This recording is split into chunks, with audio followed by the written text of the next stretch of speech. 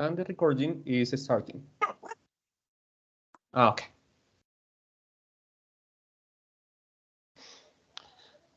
So, uh, Professor Raúl holds a bachelor's degree in modern language education from Universidad Pontificia Bolivariana. He has a master's degree in teaching education and a PhD in language and literacy from University of Illinois at Urbana-Champaign.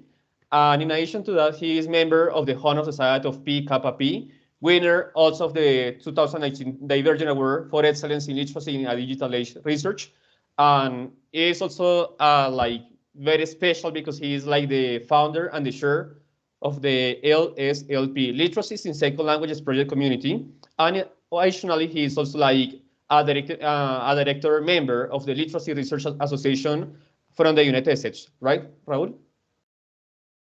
Yeah, that's correct. Yeah. Okay.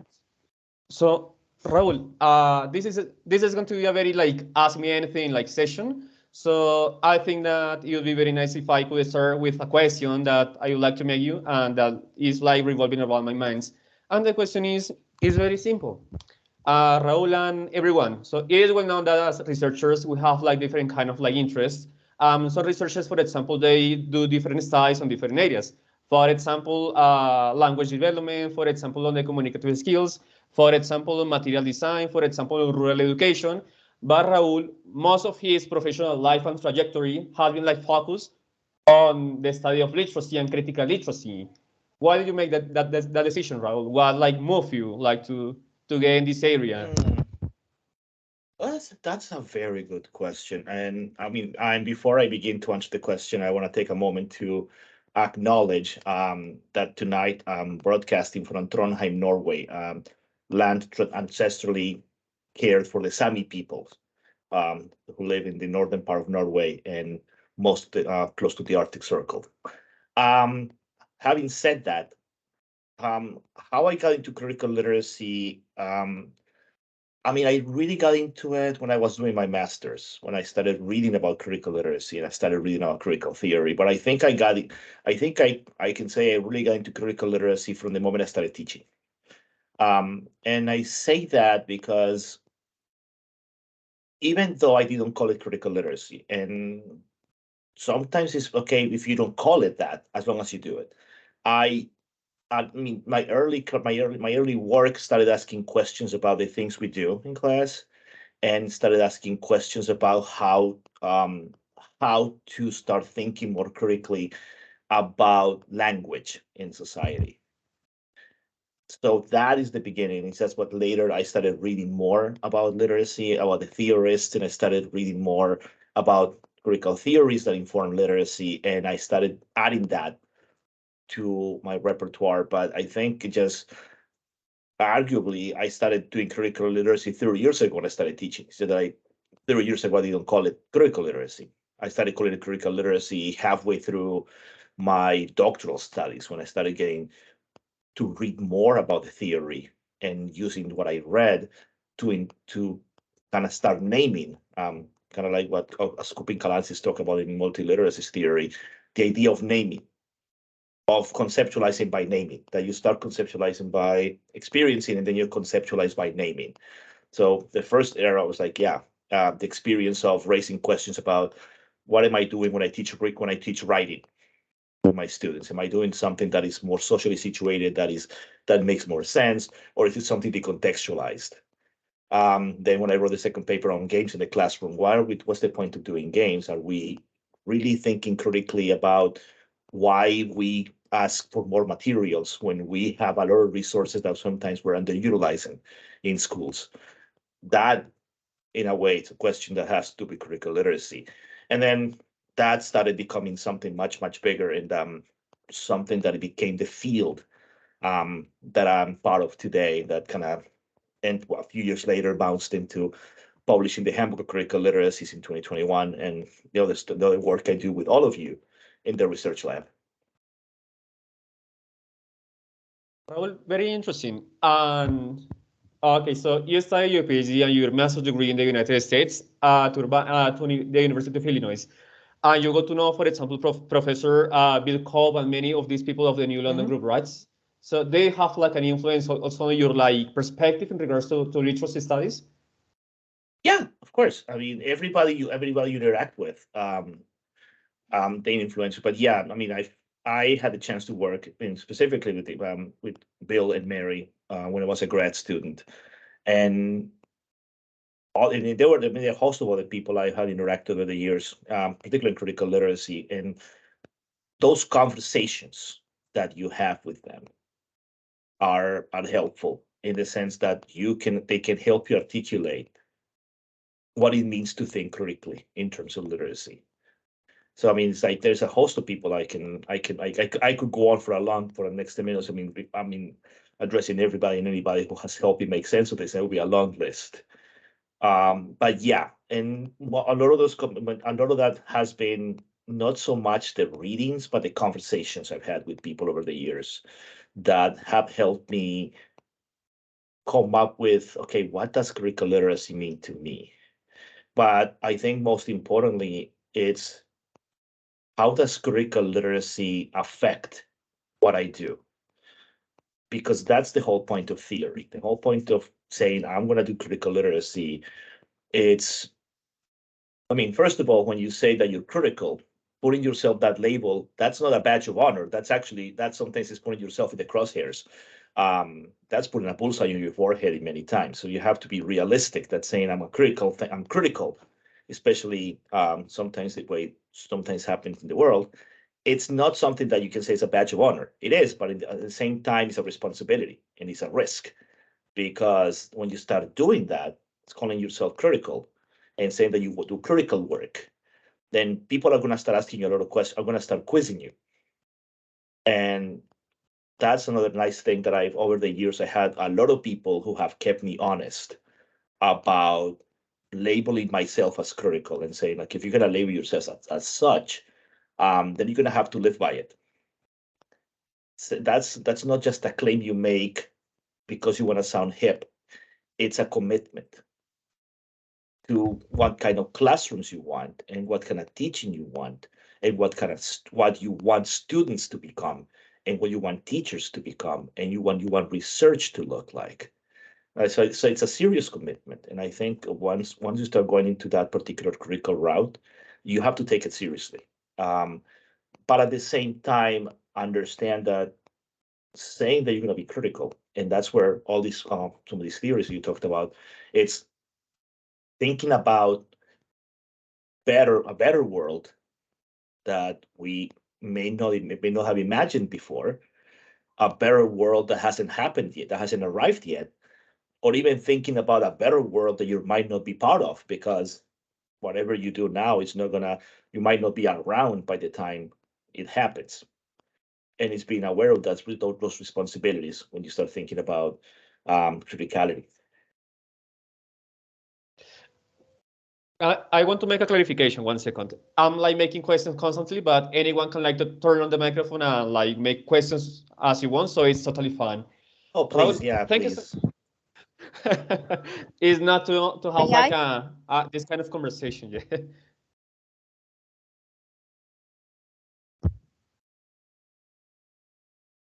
I think Professor Berta was about I to think mention you, like Yeah, something. yeah, yeah. yeah. May I ask something?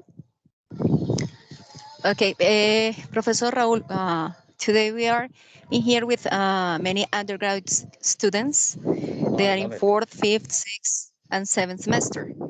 I was just thinking about my fourth semester students. They are in the linguistics class. Mm-hmm. And I know this might be difficult, but could you please tell us a little bit about how is it that you conceptualize literacy, critical literacy, and what it means for you to be critical? Oh, those are good. Those are very good questions. Um, just to quickly, I need to find something here just to start answering that question. Yeah, just 1 second. If you give me 1 second.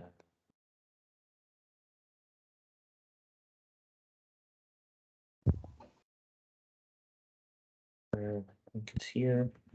Um, 1 second.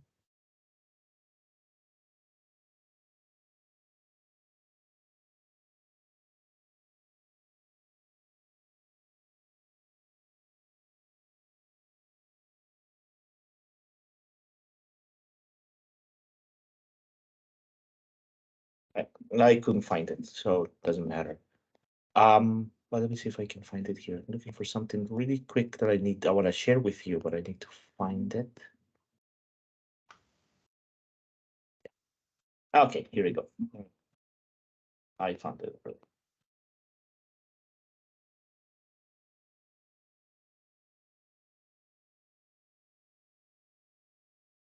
me 1 second. All right. So I was going to, while I find that, I'll start answering the first question. And okay, I found it here. That when I think about literacy, I think about all the different ways in which we engage with the acts of reading and writing. So, like roughly definition, it's just think of all the ways in which we engage with the acts of reading and writing by understanding them as together, as connected, as inextricably linked, and also thinking about the historical, how we have over the duration of our history as a species interacted with the actual reading and writing. So I always like to go back all the way to the Stone Age, even all the way when we just first showed up in the neighborhood, 100,000 years ago or so, up until March 3rd, 2023, and how that relationship has changed, how that relationship has moved around. And how that is affected by these different social, political, and technological developments in history. So that would be my first definition of critical of literacy. Now, with the second question was critical literacy, right, Berta? All right, so I'm going to read a quote, just a quote because I think that would help. And it's a quote from the introduction to the Handbook of Critical Literacies with my colleagues that I co-authored with my colleagues Jessica Panja, Jennifer Alford, Noah Golden, and Roberto de Brook. And I quote, "We define critical literacy in this handbook as literate practices individuals need in order to survive and thrive in the world, foregrounding the concept that information and texts are never neutral, and the ability to produce powerful texts that address injustices in our lived worlds." So that's from page 3 from the Handbook of Critical Literacies. And I think when you read that definition, there are some areas I think I want to emphasize. And first of all, it's the idea of surviving and thriving. So critical literacy has a goal, is to make sure you thrive in this world, that you succeed in your work, that you succeed at school, but most importantly, that you succeed in life. So we don't do criticality expecting people to fail. We do criticality expecting people to thrive. And not even to survive, to thrive. I'm paraphrasing Bettina Love. We want people to thrive. So that's first consideration. The second consideration that says here is information and text are never neutral. So when I think about critical literacy, I'm thinking that everything you read and everything you listen and everything you write it's socially situated, that in many aspects, reading and writing are political acts, in the sense that you write because you want to say something, and saying something, it's always a political act. And then the final idea of producing powerful text. And again, powerful text that address injustice, or mostly the idea of powerful text. And what I mean by powerful text, it means that you want to write texts that show the world what you're saying, and that you want to work with your students in finding the power of their own voices and finding that they have something worth telling, and that something worth telling also means that we have to work together and work collectively in the construction of a better world. I've said this in other occasions, and I've said this when I teach my critical theory courses. no matter how hard things are, no one does critical theory out of despair. Or because we do critical theory because we want things to be better. That's why we do critical literacy. We want to do critical literacy because we want education to be better. We include critical literacy in ELT because we want language education to do better. We want to transcend the traditional understanding that we just teach students to so they can pass las pruebas saber, that we prepare the students so they can take the test and get a C1, whatever that means. That there is something much better than that. And that is a responsibility to think what's better than taking la prueba saber pro and la prueba saber 11 and I don't even know how many of I always lose track of how many of those pruebas there are. I think there's like a 10, 12. I don't even know. Not that I know, I do know, but I bottom line, that's not why I teach English, and that's not why I teach languages, and that's not why I work with my teachers over the past decade of my research, or my work as a teacher educator. I think there was a third question there, Bertha. Sure, it was about what is it, or how would you conceptualize critical? And I am telling you this because that is a concept that we have discussed quite a lot with my students, because they tend to confuse or misunderstand. They tend to misunderstand what critical and to be critical really mean. So could you please tell us a little bit about that and your own understanding? Thank you. Yeah, of course. Knowing that I only have a few minutes, it's going to be a tall order. But when I think about the idea of being critical, it's this idea that I want to create a better world through my work. But that creating a better world through my work means I also have to raise questions about the social conditions around me and about my practice. And that's where you start being critical. It's thinking, okay, how we can do things better and prevent past injustices from happening all over again. And that always makes, it's difficult because sometimes the reality around us kind of makes us think like, is it worth it? What's the point of doing this? That's a question we ask ourselves all the time, because when you see that no matter how hard you want to do this, sometimes things don't change, but they are changing. It's just that change takes time. Just as evolution takes time, change takes time. But anything we do in that direction always helps.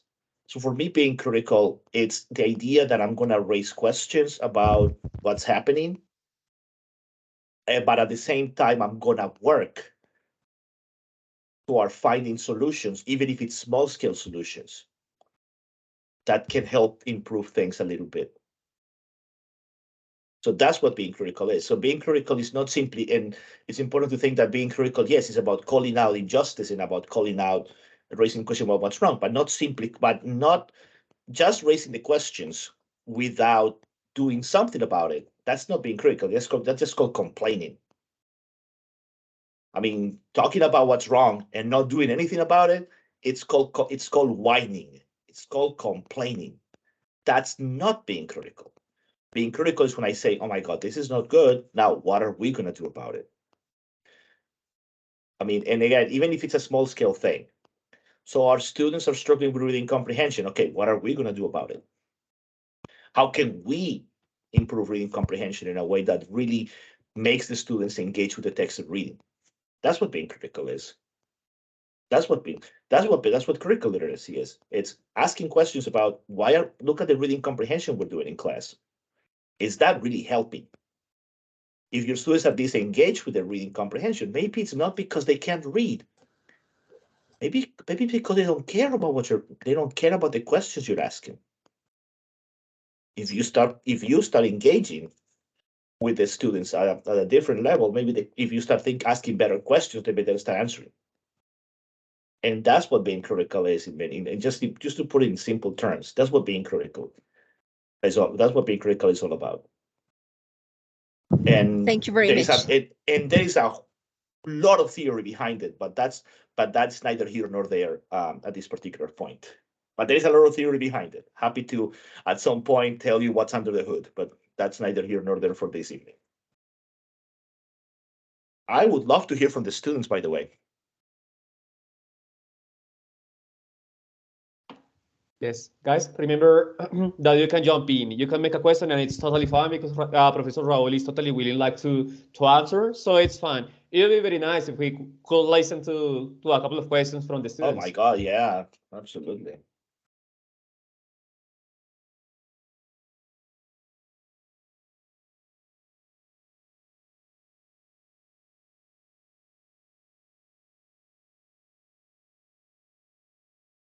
Raúl, I have a question in the time being. Mm-hmm. So as Professor Alberto just mentioned, here we have like many pre-service teachers. Why is it important for these people, for this population, to begin to get acquainted with critical literacy? Why now and not then, for example? Why now and not when? And not then, or later? No, because the time is now. I mean, because I always like, and I have a saying that I told, and you heard this one because I tell everybody in my research lab, if not now, then never, and if not here, then nowhere, and if not us, then nobody. Let's begin with that particular idea. I believe if not now, then never. It's not even the question. I don't even believe in if not now, then when. No, if not now, then never. So let's begin with that. Why now? Why now? Because this is the time when you can need to really start thinking about what kind of teacher you want to be. And you need to start interrogating. That's what critical literacy does. It start interrogating, do I want to continue repeating the same cycle of just going over the endless list of verb tenses that we had to deal with, we had to endure at any given point in our trajectory as a language learner? Or do I want my students to engage more actively with language? Because that's kind of like the question. It's thinking, okay, how can I get my students really engaged with the language? And that's what gets us into critical literacy. That once you start engaged, when you start thinking, I can use language to talk about things that matter. That's a path into critical literacy. Because then you start thinking about things that matter to you, and then you move into things that matter to society. And that's a path into critical literacy. And the time to do it is right now, because right now is when you can start thinking, again, as I said before, you can start thinking about what kind of teacher you want to be and what you want to do with your students. One of the things I think we want is we want our students to really see language as a possibility to be better versions of themselves. That when we learn languages, yeah, that is the utilitarian part where I learn languages so I can travel, and I can learn languages so I can go to school, and I can learn languages. Yeah, and I'm not saying that's not bad. No, that's fine. That's all fine and dandy. But that should not be the only reason why we get our students involved in language learning. We need to think of better and bigger goals that are connected to how we see the world and how we see life. And you're about to start your path as teachers. This is the time where you want to really think about what it is that I want to do. How do I want to approach my students and get that spark that my students bring? Keep that spark alive. Thinking about keeping that spark alive. That's at the core of critical literacy.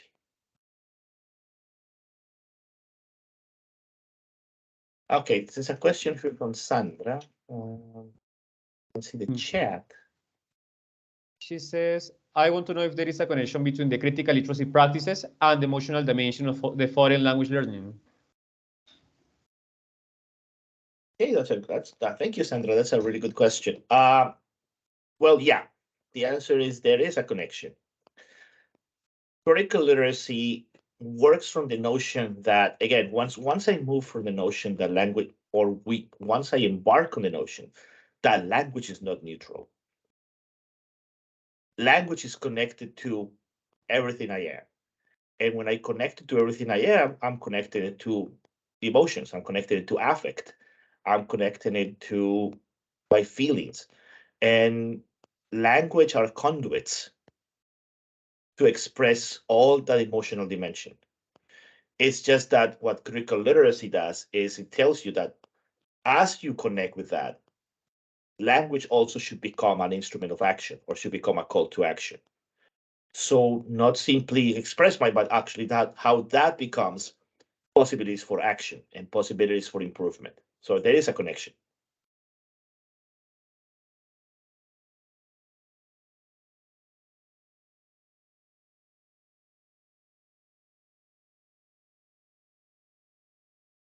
That's a good question. Yeah. Any other questions, folks? Or while they think, Eduardo, if there's something you want me to talk about more specifically, I'll be happy. I mean, I'd be happy to elaborate. Sure, Raúl, I have like my list of questions here. I have many queries. So Raúl, next question. Okay, it's very interesting because you have been like talking about criticality and also like the need we have to begin like promoting these actions among like the pre-service teacher education like population. But it's also well known that, for example, when they formally begin like the professional trajectory, when they begin like working in the schools, sometimes more often than not, they have like to follow, for example, the textbooks. They have like to implement these materials. Is it possible for them, for example, to apply like principles of critical literacy, like the critical literacy approach, like to reinvent, to reconceptualize, for example, those materials? Yeah. Well, yeah, and that's what I mean, that's what you're supposed to do. Understanding that, and this is a very important thing, you're not going to find an instruction manual on how to do critical literacy, like in the sense of, I cannot give you a handle on how these are the 5 steps to do critical literacy. That's not going to happen. What you do is when you start looking at those textbooks is, first of all, you start raising questions about the nature of the content. And then when you start raising questions, you start coming up with other alternatives that actually speak to your students. But yeah, I mean, the textbook itself is not I cannot think of one single textbook that is an actual conduit for critical literacy. What teachers do is they take what's in the textbooks and they start coming up with better questions. They start coming up with better ideas. I see there is a nice question from Danielle right here. Is there any connection between critical literacy, critical interculturality? Yes. Yeah, there is. And at the base, it's the very origin. Any form of critical theory, they all have very similar origins. So you have to go all the way back to the Frankfurt School and all the way back to some early work from African diaspora scholarship. And they all come into that. So they all come from that same root. So in terms of the family tree, yeah, they come from the same root.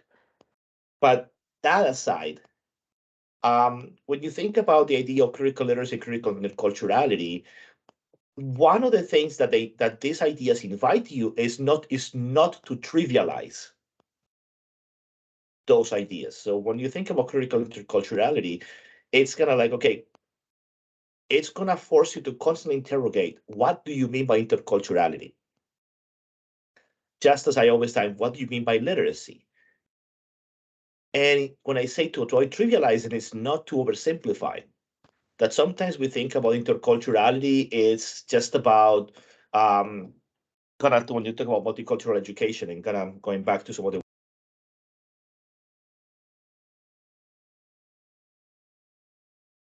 early something happened and somebody muted. I was muted for some reason. I don't know how that happened, but anyway. So when you think about these ideas of interculturality, it's okay. What are we talking about? Are we talking about the traditional thing about talking about holidays and talking about celebrations, or are we talking about something deeper? So there is a connection in the sense of you look at the idea of interculturality, and the critical dimension of that tells you don't oversimplify what this means. Don't trivialize it. So you can really engage in the talking about interculturality means. That is not simply talking about Valentine's Day, St. Patrick's Day, blah, blah, blah, but no, it's going deeper into how language really connects cultures. So the connection is right there. Lovely question.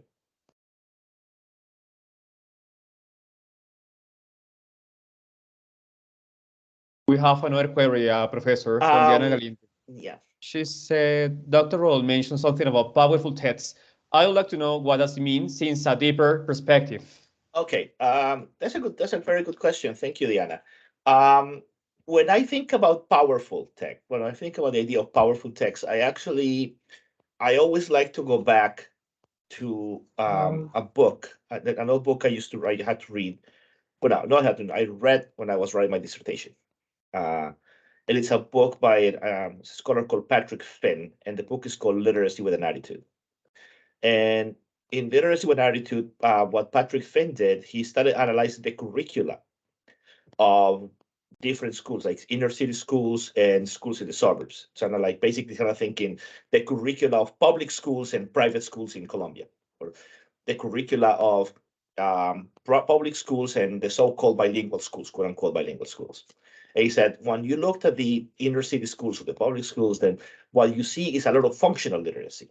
And I learn to read and write so you can you can do the basic functions of work. And then when you look at the curricula of the other places, it's called powerful literacy. So they started thinking critically. They started asking questions about society. They started asking questions about the environment, about the politics. And Finn's argument is, why can't we do this here? Why can't we do this? The thing about using language to talk about the environment, to talk about the world, to talk about politics in the public schools? Why is it that we have this disparity in the curriculum? So when we think about the idea of powerful text, is engaging students in literacy practices where actually they get to talk about things that matter in the world, that our students, as early as preschool, can get socially engaged, that students in elementary school can talk about the environment and can talk about what's happening in the world. It's just that they're not going to do it with overly sophisticated language because they're learning the language, but they can draw, they can color, they can paint. There are so many ways to engage with language. And there are so many ways where you can critically engage with language that doesn't necessarily entail writing essays. And when you think about this idea of powerful text, it's how I can use all the text at my disposal, all the different textual forms, to engage. You can use, for example, you can use TikToks. You can use TikToks to simply eat detergent, literally. Some people have done those pot challenges. So you can use TikTok to make videos where you're eating detergent, or you can use TikTok to make short videos where you can raise issues about the environment and about society. It's the same tool. You're the one who makes the choice. And at this point, you're asking, Raúl, are you saying that we could do TikToks in the class? And I'm saying, well, if you think it fits, if the shoe fits. In my undergrad classes, in my grad classes, I have experimented with YouTube. I have experimented with Twitter. I have experimented with Instagram. Honestly, I haven't experimented with TikTok because I haven't haven't really seen the need for it. But my students have used TikTok to talk about teaching and to talk about language learning. And that's a way to create powerful texts. So powerful text doesn't mean that I have to write an essay or that I have to write a paper. No, the paper sometimes, for some things, a paper can be a very powerful text for particular communication. In some context, a paper is it's not that useful. It doesn't have the same punch. Sometimes on Instagram, sometimes making a post on Instagram has more punch than an academic paper, depending on what you want to say and whom you want to reach. That's what I mean when I talk about powerful text. Is let's use this text at our disposal, and that have those texts have a little bit of punch to talk about societal issues, to talk about the environment, to talk about what's happening in our neighborhoods, to talk about what's happening in our schools, what's happening in the water, what's happening to the trees, and so on and so forth. Raúl, I have, oh no, it's like a comment and a question at the same time. So basically, you're saying that critical literacy can also be like digitalized, right? By using podcasts, by using TikTok, by using like multiple tools, online tools. And it is also very connected to, like, to social justice, no? To societal issues, like to different aspects that take place in society. Yeah, critical literacy is about putting language at the service of the big questions in society. It's kind of moving away from just, that part of the work we do and implies that you also have to teach grammar, and that, for example, if we're going to talk about what is the role of grammar in a critical literacy classroom, it has a big role, because you need to know grammar in order to use certain kinds of texts to reach out certain kinds of audiences. So you still need grammar. You still need that level of sophistication in the language, for example, to make an argument, to write, for example, documents that you can say, for example, submit for policymakers. That has a different kind of language. And then there is, of course, the understanding that sometimes you just need more colloquial language to talk about the same thing. And critical literacy tells you this. Maybe writing that academic paper to talk about a group of fourth graders is not the right way to go. Maybe asking fourth graders to write papers to talk about the environmental issues is not the way to go. Maybe if you can ask him to make posters is the right way to go. And it's understanding that I adapt to the students I'm working with and the realities I'm facing. When you think about the digital, yes, it's not simply using the digital tools, but asking questions about the very nature of the digital tools. That, yes, I can use TikTok, but I also need to be very well aware of some of the privacy issues that TikTok still has, that there are a lot of questions about information management and information leakage in all these platforms, and not just TikTok, but TikTok, Facebook, Instagram. And you need to be aware of those of that. And it's having those conversations about even whether should I use Twitter, should I use TikTok. I'm not saying don't. I'm saying from a critical perspective, when you start thinking of digital literacies, it's not so much of whether or it's not a question of, the question is, okay, should I use it at this time? And if I say yes, then let's look at how we use it in a way that we can send those messages that carry a little bit of the punch. But it's not dismissing. But one of the things we do when we think of, for example, critical digital literacies, is we don't dismiss the medium. We don't dismiss it by default. No, we look carefully if the medium helps me carry if the medium really helps me carry the powerful message. And if it does, then we maximize it. But there is this reflexivity, and it's not in one of the things we do with critical digital literacies is not we do not delegitimize the use of the tools, because sometimes teachers and teacher educators, we can tend to be very dismissive, sometimes even condescending to our youth about those digital tools. And from a critical perspective, condescension is not the way to go. I mean, there is potential in those tools, but then we have to really think about what kind of messages we want to create, and that's where the critical component comes in.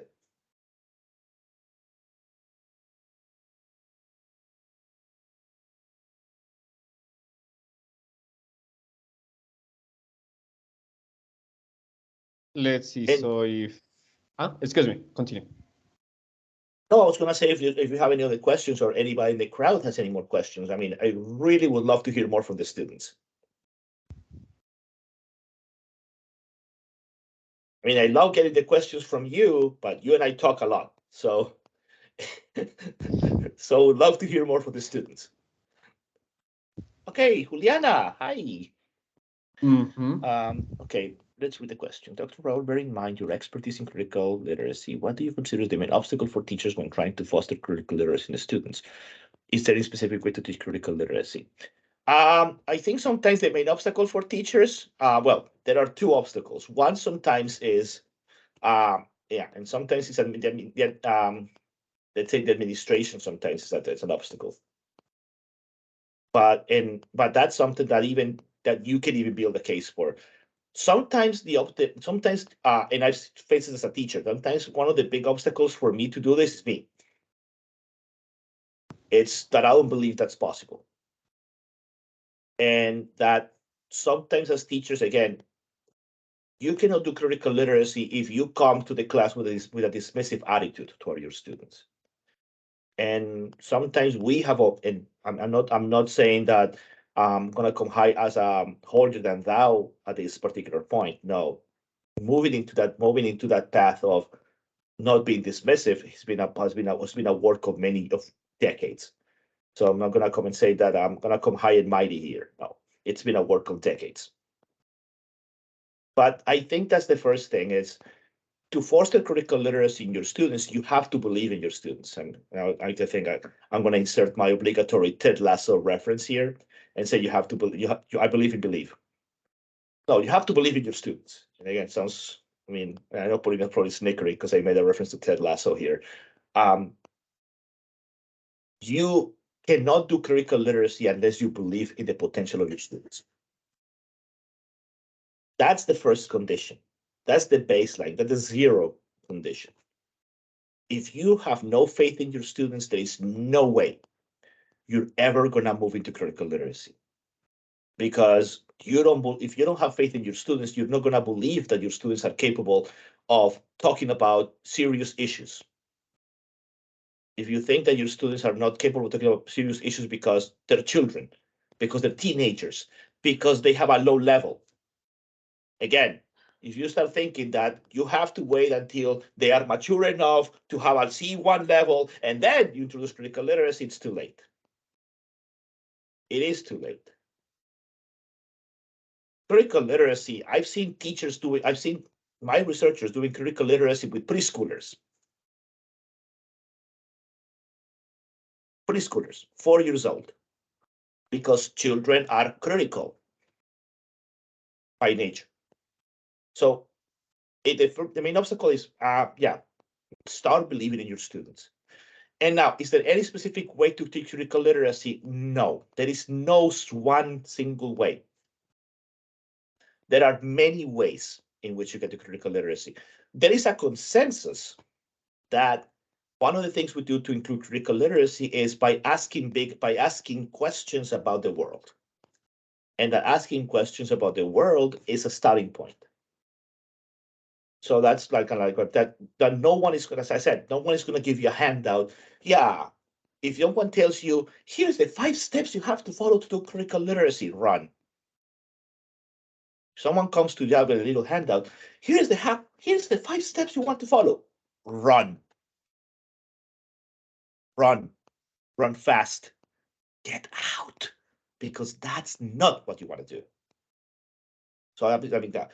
Now, those of us who do critical literacy will tell you that the first thing you have to do is really start asking big questions about the world, inviting your students to develop agency in their voice, to express their opinions, to gain assertiveness, and those are paths to critical literacy.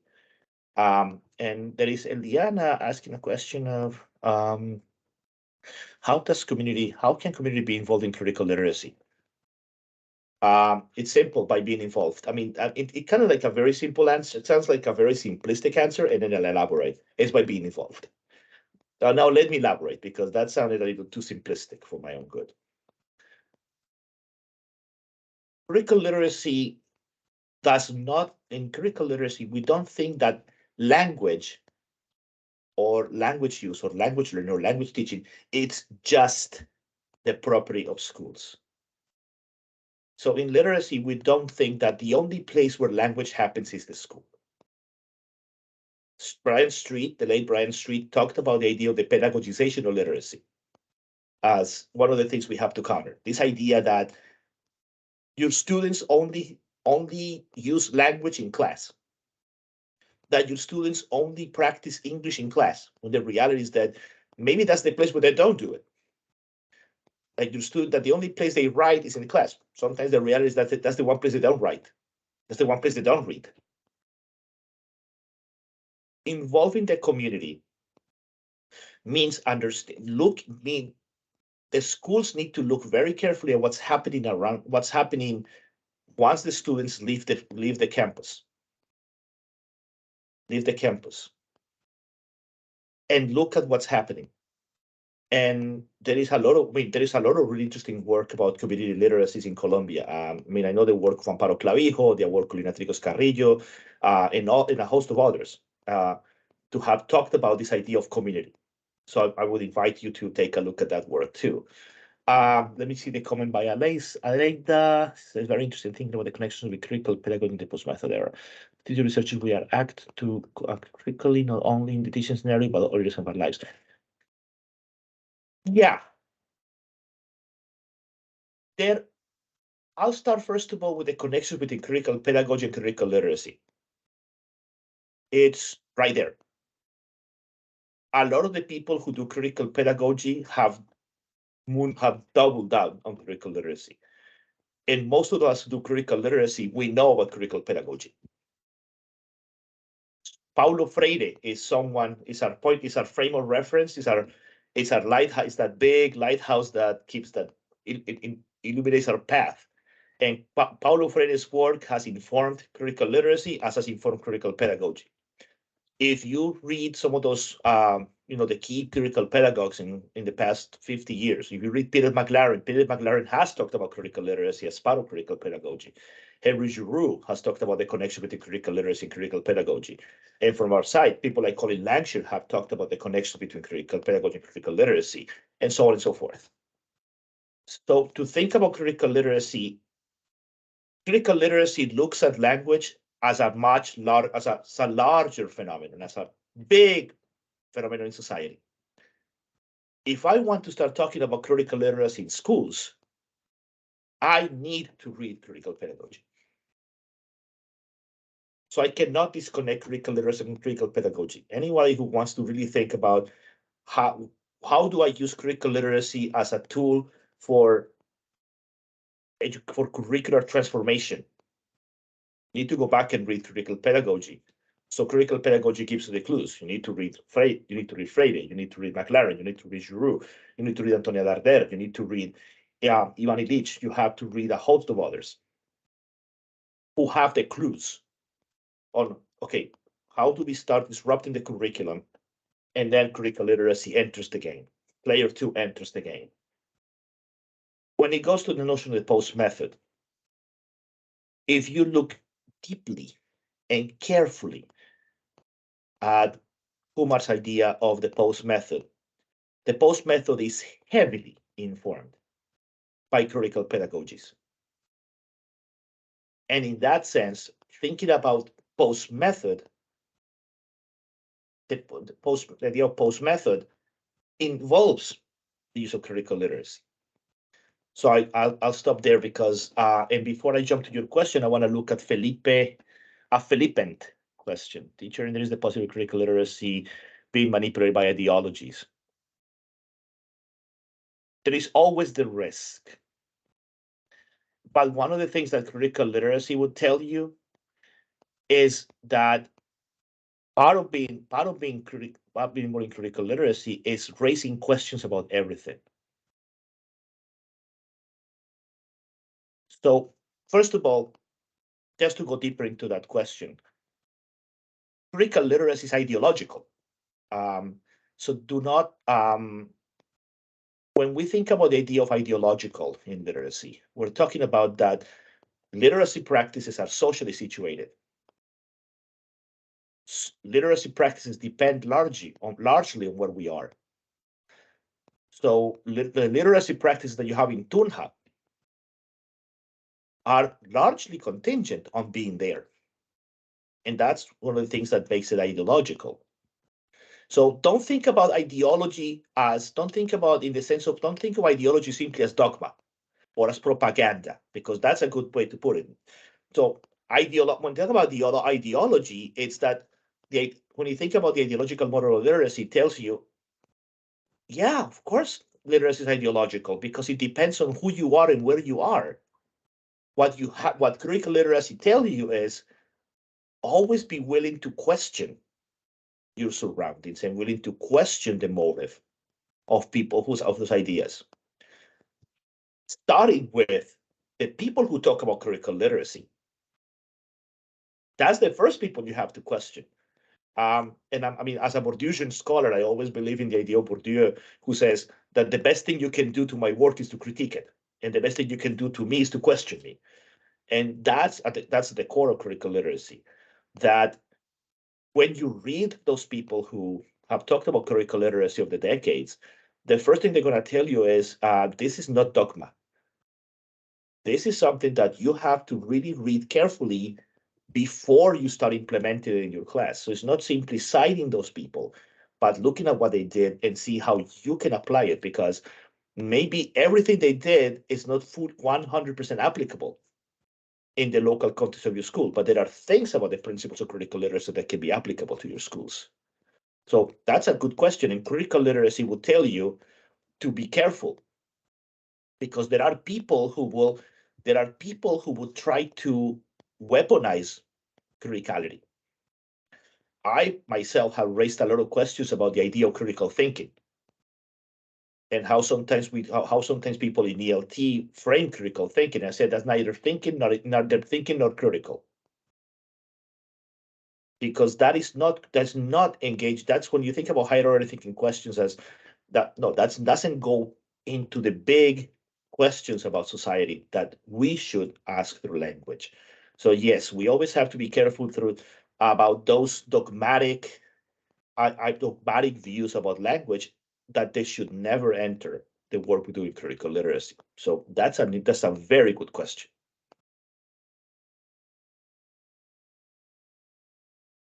And then, okay, let me see, because I think the questions, I'm going to try to clump two questions, the question by Sonia and the question by Alexandra, because it's pretty much the same question. How can we start designing teaching material addressing critical literacy?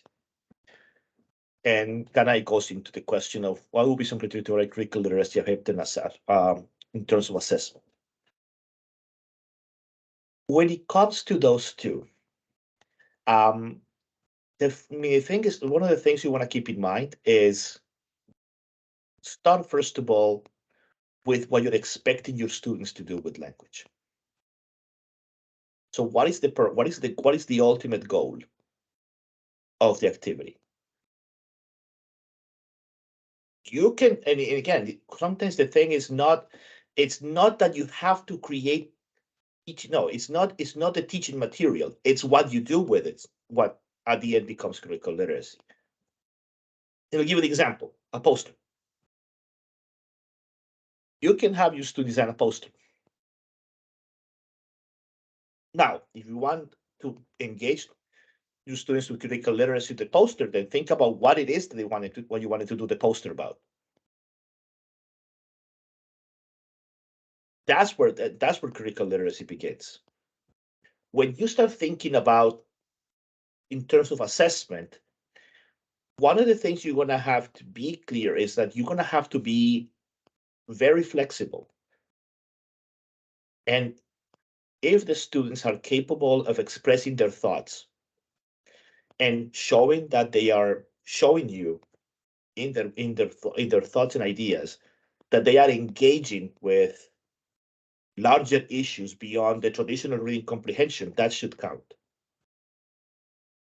So the assessment for critical literacy has to be, you will have to give yourself a little bit of more leeway, that some things that you think are very important in traditional assessments might not necessarily be so important here.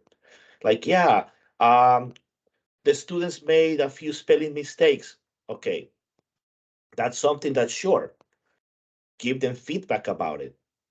But I wouldn't pin if they make a strong point and they misspell the word, I wouldn't penalize them. Because at the end of the day, what is it that you want your students to do with language? To say something meaningful, or to just spell the words correctly? Because spelling is something that I can fix easily. Engaging with language is something that is what really is at the core of the things I do in my class.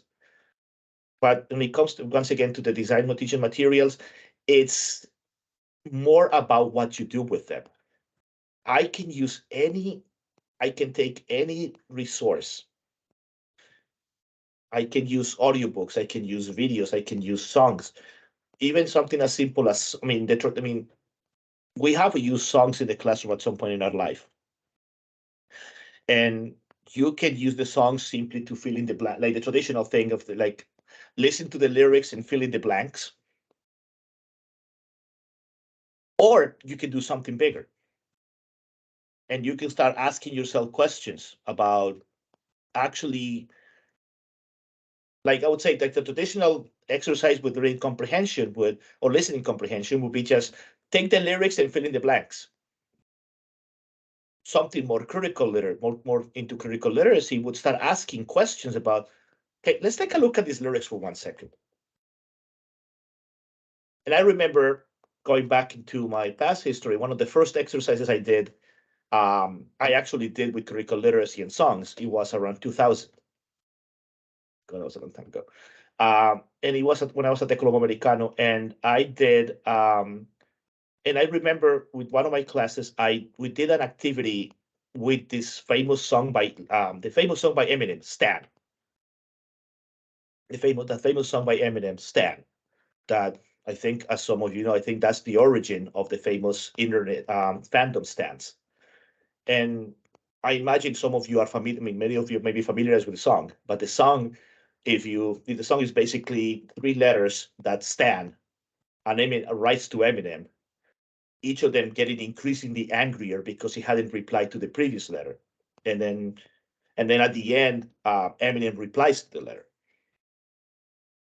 You could do the traditional vocabulary exercise with that, or you can start having a conversation about fandom. Starting a conversation about, are you a fan? I mean, what does it mean to be a fan? And thinking about how far, even the question, how far would you go to get who's your favorite artist?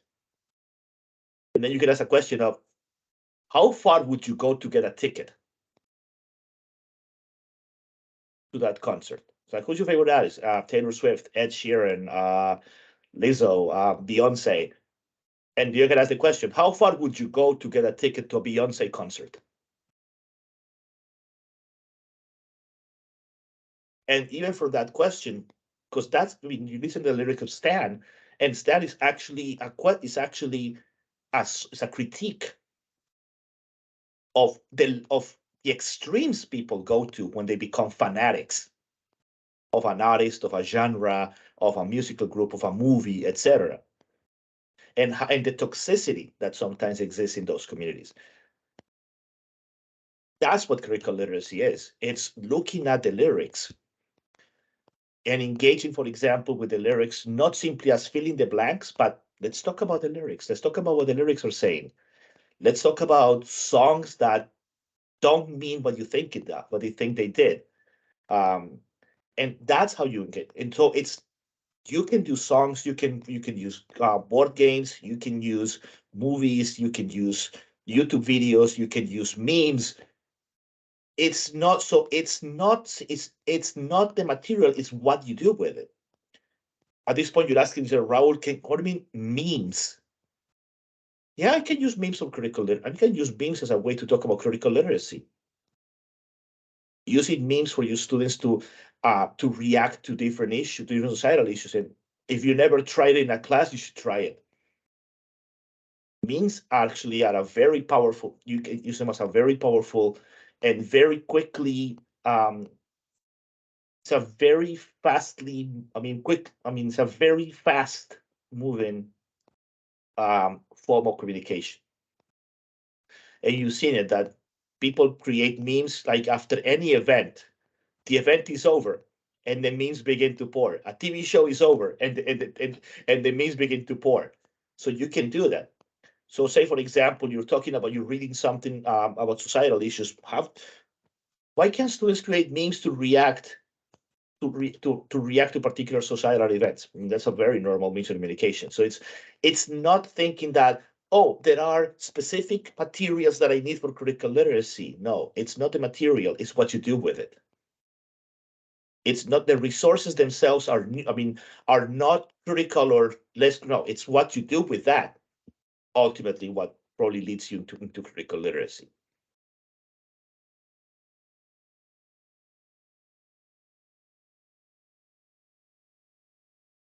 Those are really good questions. Maybe we have any other question. You can like jump in. It's fine. Mm-hmm. Maybe the students, maybe anyone. It's fine. Well, I mean, as much as I love to hear from the faculty members, I would really love to hear more from the students because I think this is the space for them. Mm-hmm. And this is the space for you to ask questions about this. Again, understanding that probably for some of you, this is the first time you hear about this. This might be for some of you the first time you really hear about this, the whole idea of critical literacy in detail. And for some of you, that's the case. This is a good place to start asking those questions.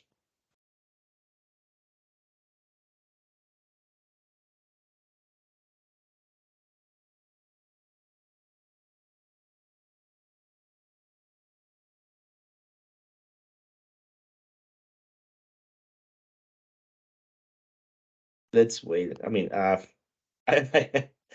know how this works. No, I've been on. Don't worry, Eduardo. I've been on that end where I'm waiting for the students to asking questions, and you're like. The question to inspire students out there. How do you implement it? No, not. But yeah, but I mean, I just got Paulina jumping in and saying that we can motivate, encourage the students to think about how would you implement it? How would you get your students engaged through critical literacy?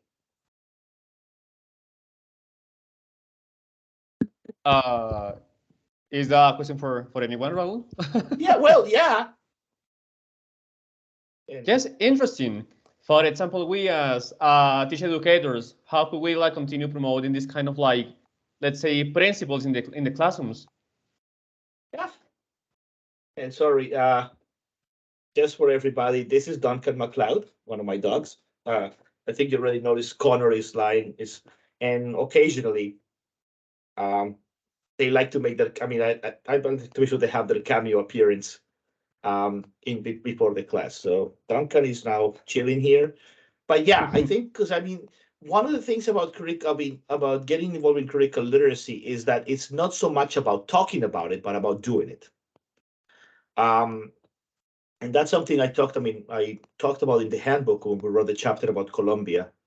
And that one of the things in the handbook overall, we talked about that there are a lot of people around the world doing critical literacy, but they don't call it critical literacy. And I myself have a lot more respect for the people who do it without calling it than for the people who call it without doing it. And I see Adriana made a nice comment here. Let's see. I think that for us to bear in mind is the context you work with. For my rural context where I work, I engage my students to language on a daily basis, but simple but meaningful expressions for them. The idea is not just to understand what happens around the world, but also what's going on with everyone in that sense, be able to understand the other. That's correct. When we talk about the world, it doesn't necessarily mean planet Earth. It means my world. It means my surroundings, and it starts with my surroundings, and then I can go back later. When you think about rural education, that's an area where doing critical work is important, because especially because sometimes we have been incredibly dismissive of the rural context. And sometimes we dismiss the potential of language education in a rural area. And the importance of really looking carefully at what happens in rural spaces. Sometimes it's a little too much. Sometimes there's a little too much emphasis on what happens in the urban cities as opposed to the rural cities. And I think we need to reclaim that particular space. So going back into that, yes, when I talk about the idea of using language for something that is meaningful, it's think about what's meaningful for your students and what things we need to talk about in that particular context.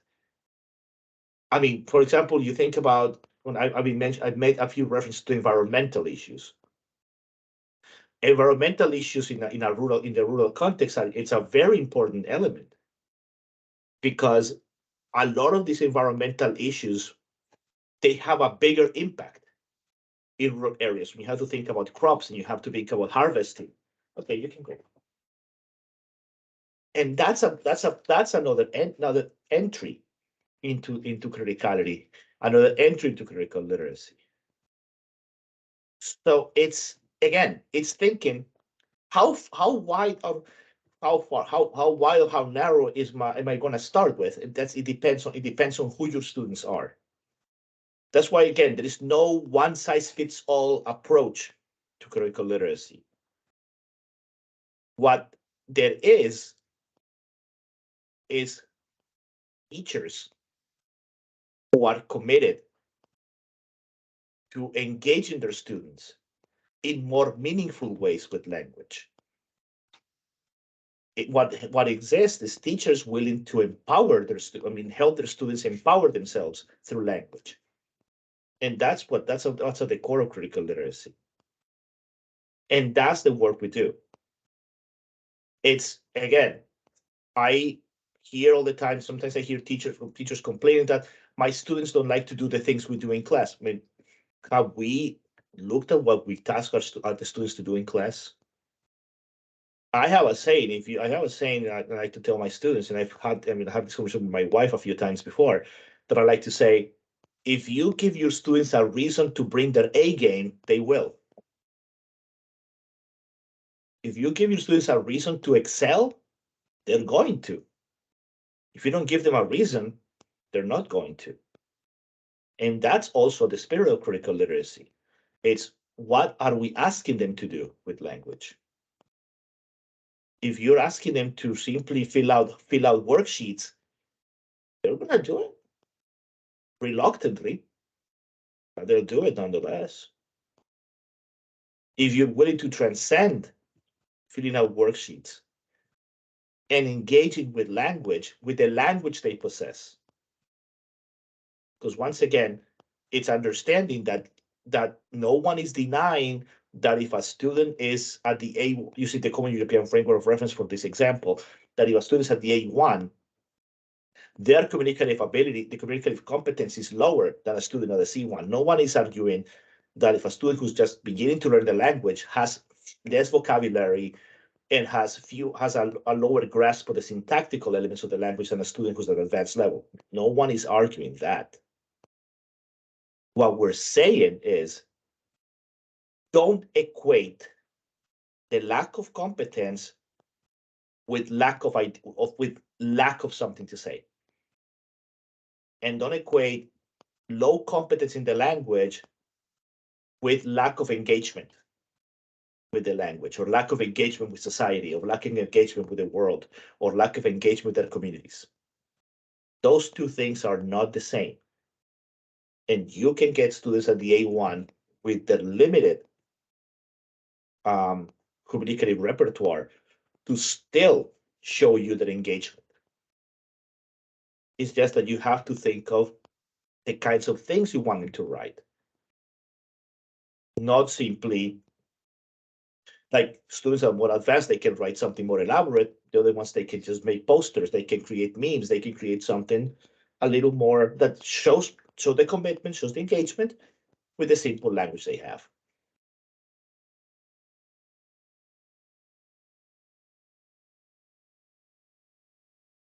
But those are really good questions. Loving it.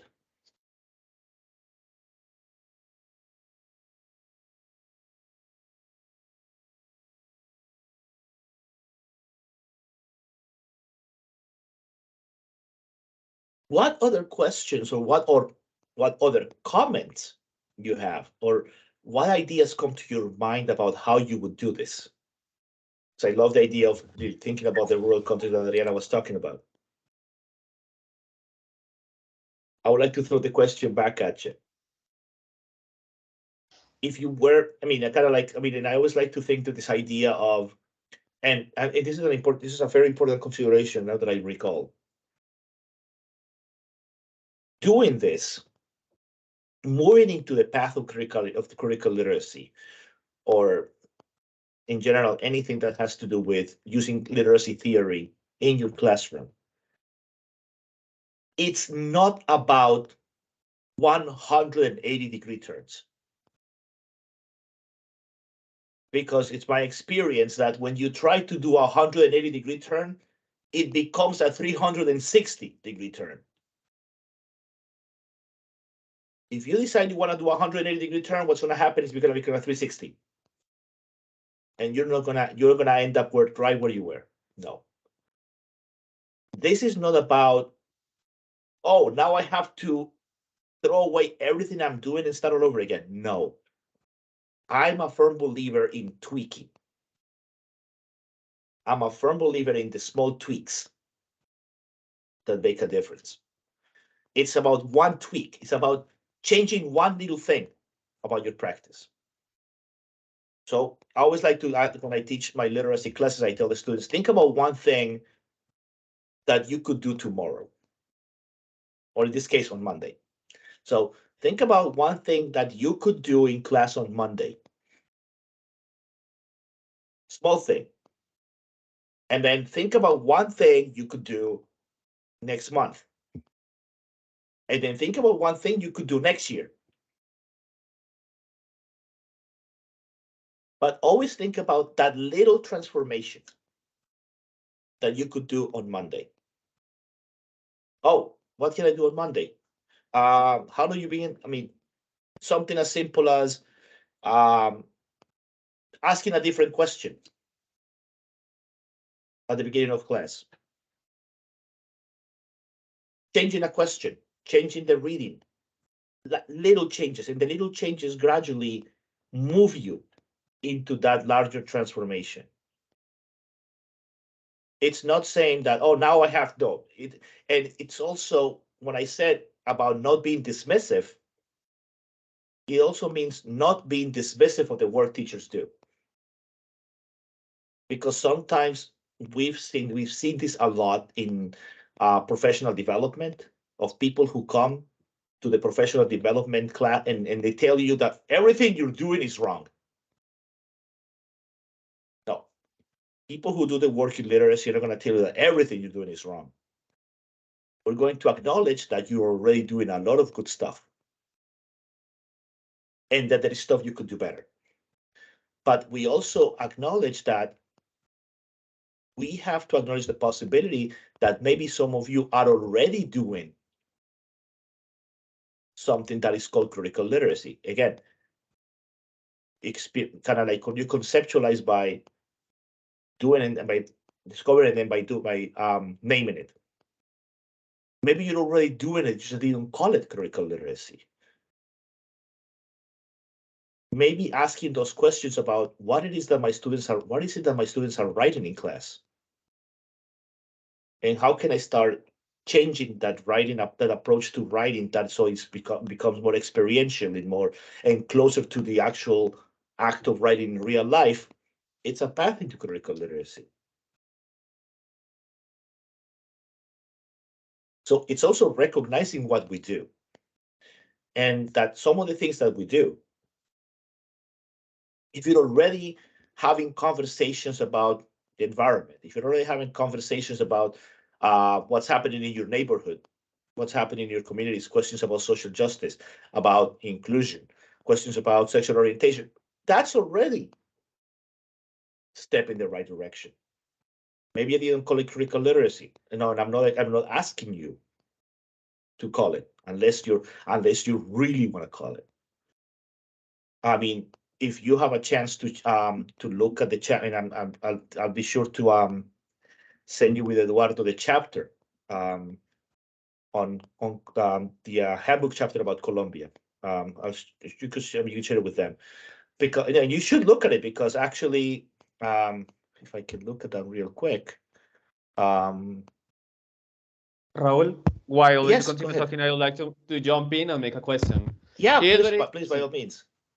What you have been mentioning, and let's talk about just a little bit about Colombian English, that framework. Is that also related to critical literacy? For example, like a Colombian version of English, because it is very interesting that you are like acknowledging, for example, what teachers do in the classes, in the teaching practices. And sometimes what happens is that we feel, for example, like intimidated when writing, no? Because we feel that our writing, for example, is going to be judged, or that is not going to be maybe like good enough. So is it possible to begin talking about Colombian English, for example, when it comes to critical literacy practices? Yeah, of course. And again, there are people already talking about it.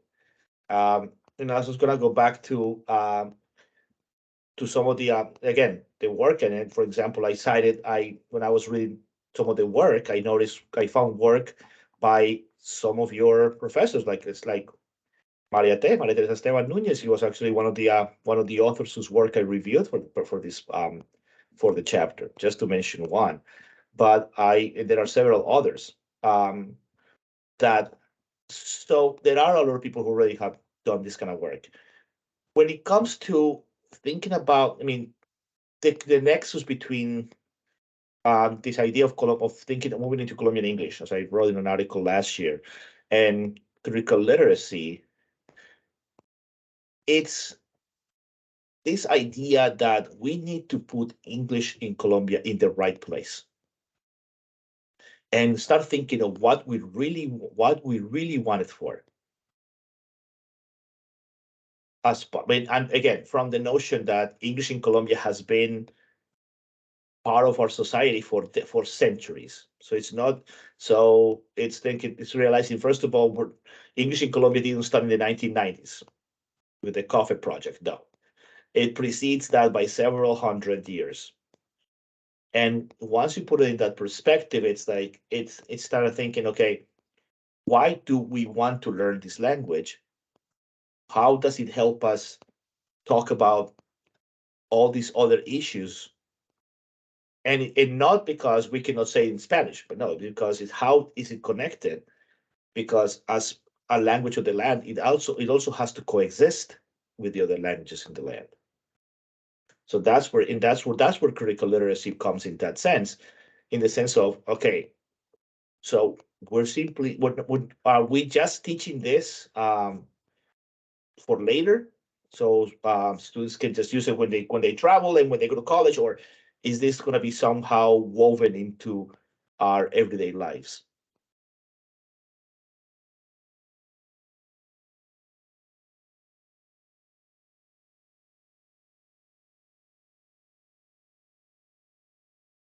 That's a good question. Once again, folks, if there's any other comment, any other question, anything you got from this conversation, I would love to hear what you got from this conversation. I would love to hear that part. Not so much the questions, but the takeaways. So what did you learn from this? What did you learn from this? What new challenges do you see coming after this?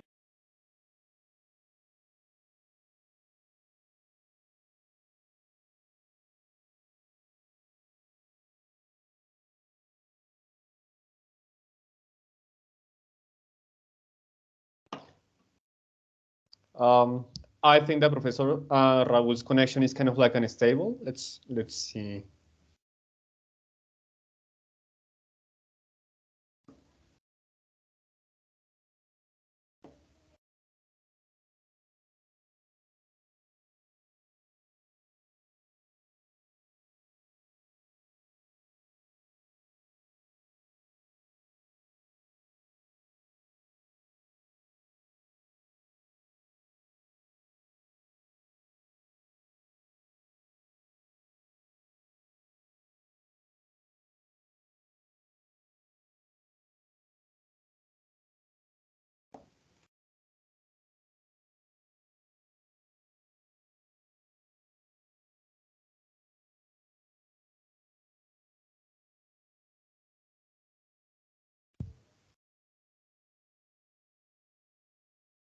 Raúl, can you listen to me?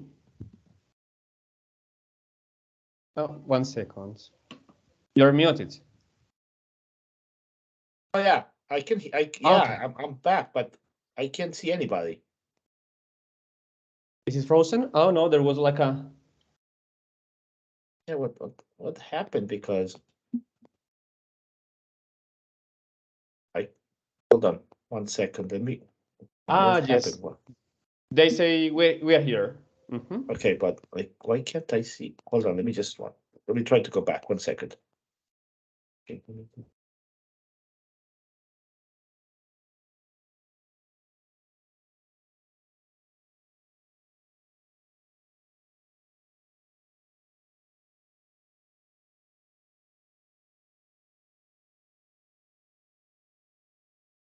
I'm back. I'm back. I'm I back. think that was an internet Okay. problem. Here? Oh, I think maybe. Yeah. Paulina was just telling me that maybe. Yeah, that there was a little hiccup with the internet right here. That it probably was from my end. Okay. That yeah, I mean, yeah, because since we had a storm, we have been having snowstorms all day. That happened. So yeah, but I'm back. That's what's important. But again, as I was saying before, I got as I was abrupt. I was Paulina is saying in the back of the room, abruptly interrupted.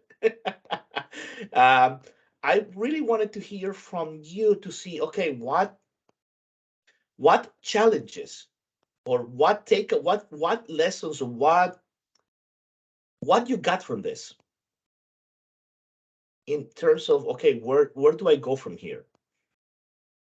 Understand, as you think about it, understanding that the thing about getting engaged with critical literacy is something that doesn't happen overnight.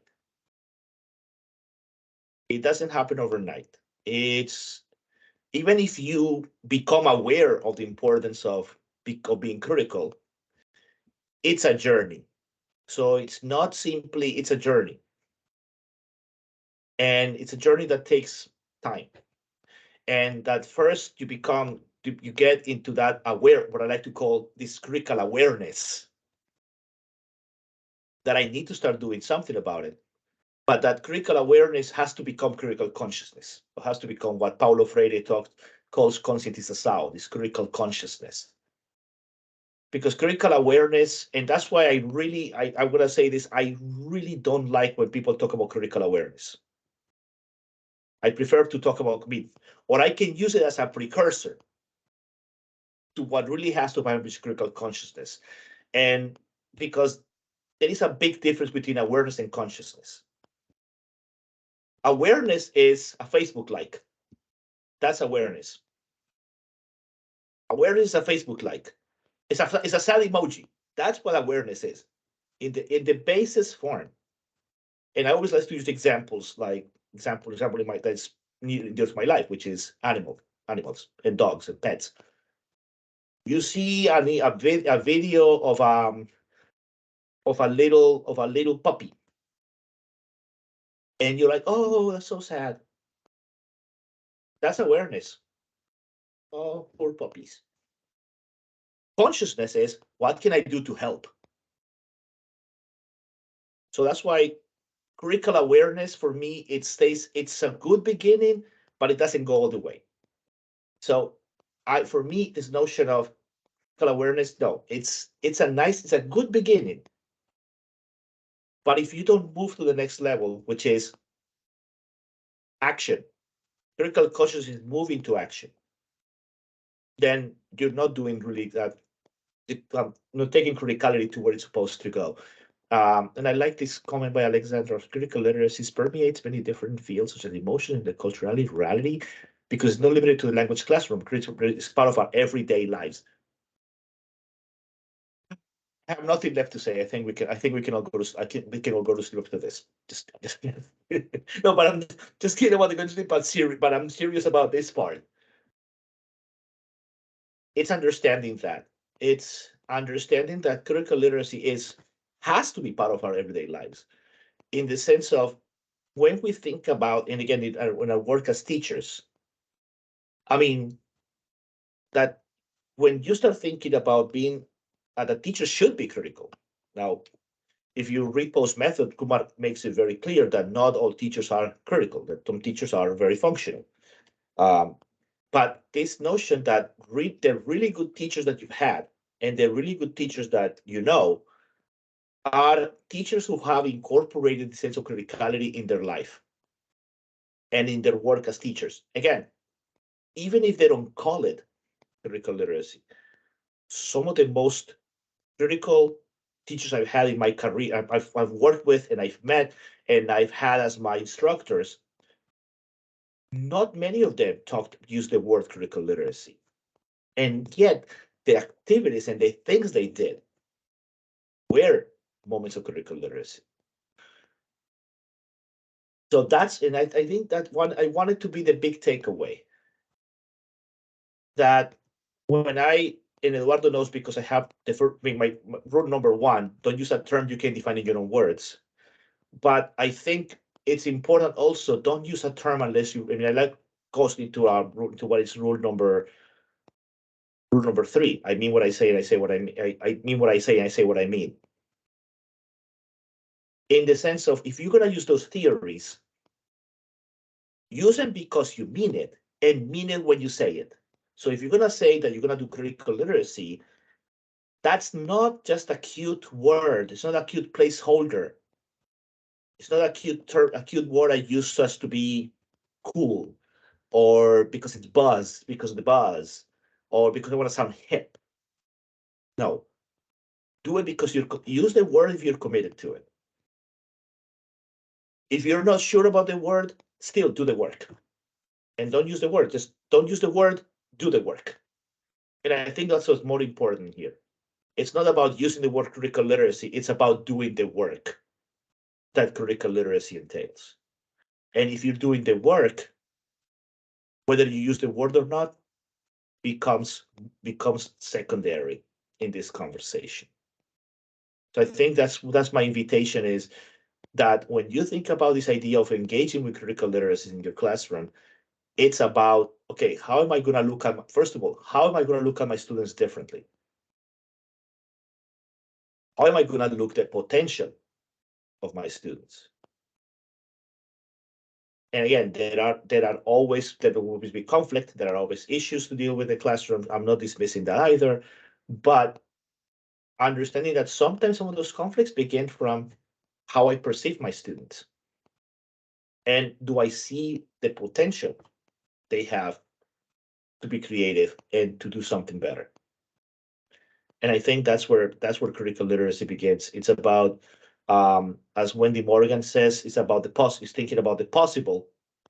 And as we said in the handbook at the end, it's also thinking about the impossible. So critical literacy begins from what's possible, moves into the realm of the impossible.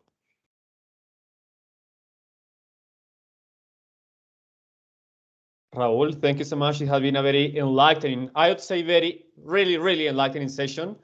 And yes, it's like totally true, no? It's like really like thought-provoking, I would say. Thank you so much. It has been very enlightening, really. And it's incredible because I always continue learning from you. So thank you so much again for your talk, for your time, for everything, Raúl, Professor. It is always a pleasure. It's always an honor to be among friends and colleagues, which is equally important now that I'm here in Norway. I still like to make sure I still find ways to continue connected to a community that is near and dear to me, as is the DLT community in Colombia. So my gratitude for the invitation, my gratitude for welcoming me back to a place that's always been incredibly welcoming to me and my work, as has been UPTC, has been Tunja. The place again that I hold near and dear my heart because you've always been incredibly kind to me. Feel like it's kind of like always feel like it's a sense of homecoming whenever I talk to my counterparts in Tunja. There's a homecomingness to it all that I cherish. So my appreciation, my gratitude for the opportunity to be in conversation. And again, the conversation is ongoing. So if at some point you still want to get in touch with me, please do. Please do. I mean, my email, I can share my email. This is my email. So you're happy. I mean, I'm happy to get questions from all of you. I'm happy to continue in conversation and in fellowship about these topics. Again, for me, theoretical literacy is not simply something I do. Because I mean, again, we kind of going back to the handbook, we said that critical literacy is not something you do, it's something you are. So it's important to understand that critical literacy is not just a catchphrase. For those of us who do it, it's not a catchphrase. It's who we are. So when we do this, yeah, we do critical literacy because we are critical literacy. And it's something that we believe in, and it's something that permeates how I plan my classes. It permeates how I write my papers. It permeates my mentorship, my mentoring of my students. And it permeates my everyday conversations and with other people around me. And that's the commit. That's the work. That's the work we do.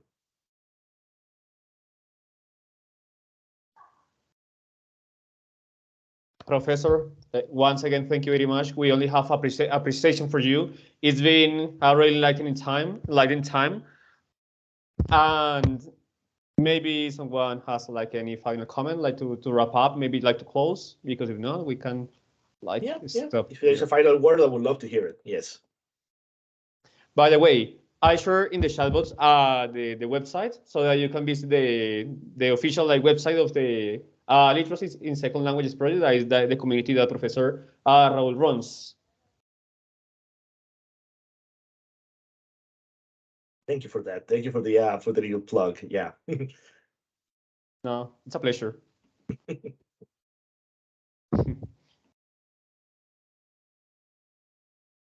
Okay, I think we have no more questions or comments. So, Professor, again, thank you very much. My gratitude to you, my respect, my everything.